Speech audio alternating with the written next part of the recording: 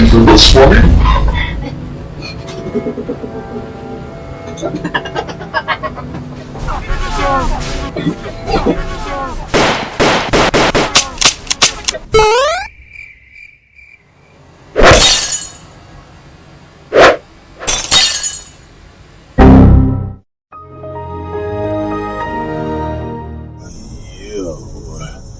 You just couldn't let me go, could you?